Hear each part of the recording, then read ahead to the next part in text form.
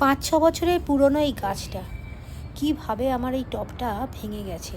আসলে শিকড় আস্তে আস্তে মোটা হয়ে যাচ্ছে। আজকে রান্না শেষে কাজের ফাঁকে দেখলাম যে গাছটাকে কিছু একটা ব্যবস্থা করতেই হবে। সোসাইটির মালিটাকে ডেকে পাঠালাম, দুজনে মিলে এই বড় গাছটাকে নিয়ে বসলাম আজকে। শীত চলে আসছে, এরপরে আর বেশি গাছপালাকে নিয়ে কাজ করা যাবে না, কেননা মাটি ঘাটা, জল ঘাটা খুব কষ্টকর কাজ হয়ে যাবে। তাই দুজনে মিলে একটা বড় টব নিয়ে এই গাছটাকে রিপোর্ট করে ফেললাম।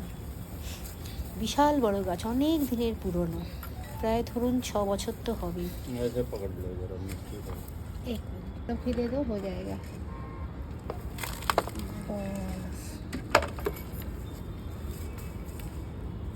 আস্তে আস্তে মাটিগুলো, পুরনো মাটিটা বসিয়ে দিয়ে পাশ থেকে সব নতুন মাটি তৈরি করে না মিট্টি भी দিয়ে मिल দিলাম। गया।